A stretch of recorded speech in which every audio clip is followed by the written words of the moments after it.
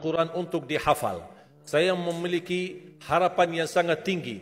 InsyaAllah Indonesia, sepanjang apapun kegelapan, sepanjang apapun kegelapan kezaliman, sepanjang apapun kehilangan keadilan, InsyaAllah akan datang satu saat terbitnya matahari adil.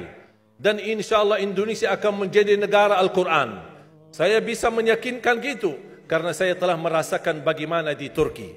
Turki negara sekuler yang ratusan tahun serangi Islam, ratusan tahun menabaikan Islam, tidak boleh kumandangkan azan dalam bahasa Arab, tidak boleh ada rumah tahfiz, tidak boleh ada pesantren, tidak boleh belajar agama, tidak diberikan anak-anak kita bisa belajar dengan sendirinya Al-Quran. Semuanya dilarang dengan keras, bahkan terancam orang-orang yang melanggar aturan itu. Allah Subhanahu wa taala melahirkan seorang presiden yang bisa membaca Al-Quran. Coba buka di YouTube bacaan Erdogan bagaimana. Itu dilahirkan dari negara sekuler. Saya bisa meyakinkan insya-Allah 1 juta menghafal Al-Quran. Dan Bapak Ibu mudah-mudahan masih punya umur akan mendengar pengumuman besar. Imam besar salat Idul Fitri dan Idul Adha sekaligus khatib adalah Presiden Republik Indonesia menghafal Al-Quran. Itu yang saya yakini. Dan saya tidak pernah merasa lelah. Dan saya selalu berkata sama istri, kalau saya mati itu pun karena saya bersama Al-Quran. Wallahi jamaah sekalian, yang bersama Al-Quran tidak akan merugi. Berkah rizkinya, berkah umurnya, terjamin kebahagiaan. Allah Subhanahu wa taala hanya minta satu, berkenan bersama Al-Quran di dunia. Apa yang kita dapat? Apa yang akan dibalas?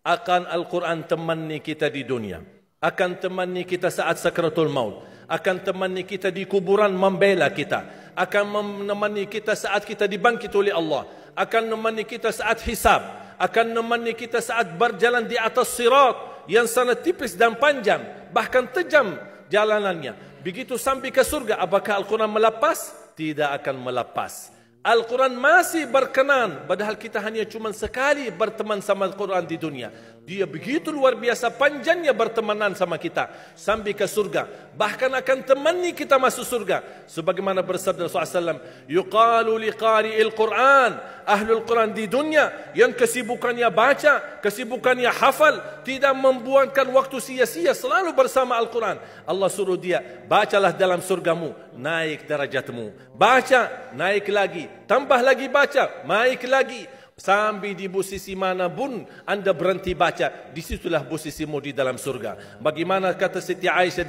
di riwayat Imam Muslim, jumlah tingkatan-tingkatan dalam surga Allah sesuai jumlah ayat Al-Quran. Oleh karena itu tidak ada yang lebih tinggi di dalam surga Allah daripada Ahlul Quran. Cukuplah bahagia Ahlul Quran ketika di hari kiamat dipanggil. Semua manusia dibangkitkan oleh Allah. Malaikat memberikan pengumuman. Mana Ahlul Quran? Berdiri, rapat, berdekatan. Mereka maju.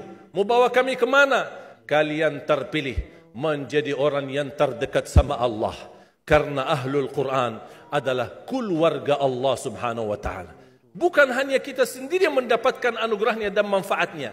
Semua keluarga kita, termasuk orang tua kita dan orang yang ada di sekitar kita. Makanya jemaah sekalian, kalau anda gagal penghafal Al-Quran, anakmu pun gagal penghafal Al-Quran, jangan sisahkan walaupun saham menjadi saksi baik di hadapan Allah. Ya Allah, saya belum hafal, anakku gagal penghafal Quran, tapi insya Allah hartaku, usahaku, pikiranku, tenagaku bisa terus memperjuangkan Al-Quran. Apa saja, ya Allah, insya Allah menjadi saksi baik.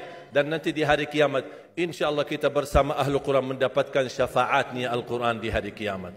Kita sangat membutuhkan ayat-ayat yang dikumandangkan ketika meninggal dunia.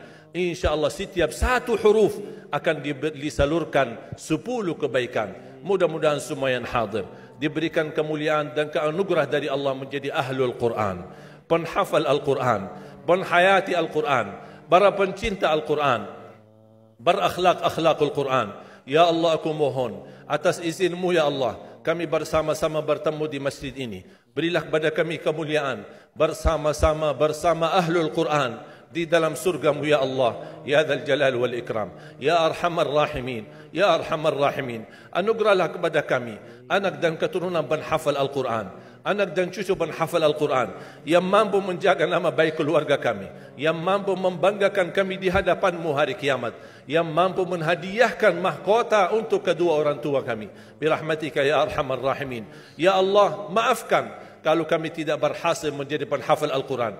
Tapi ya Allah, kami kurbankan nyawa kami, harta kami, usia kami, tenaga kami, pemikiran kami, ilmu kami untuk Al-Quran, agar Indonesia ke depan menjadi negara Al-Quran, agar Indonesia menjadi contoh terbaik untuk mata dunia, agar bisa kita melahirkan. Karena saya meyakinkan ya Allah, dan kami semua meyakinkan, terjamin masa depan Indonesia baldatun tayyibatun wa rabbun ghafur kalau selalu bersama Al-Quran. Ighfir lana wa liwalidina wa li jami'il muslimina wal muslimat wal mu'minina wal mu'minat al ahya'i minhum wal amwat. Rabbana atina fid dunya hasanah wa fil akhirati hasanah wa qina adzaban nar. Wa sallallahu ala sayyidina wa nabiyyina Muhammad wa ala alihi wa sahbihi wa baraka wa sallam.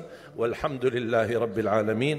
Subhanakallahumma wa bihamdik, ashhadu an la ilaha illa ant, astaghfiruka wa atubu ilaik.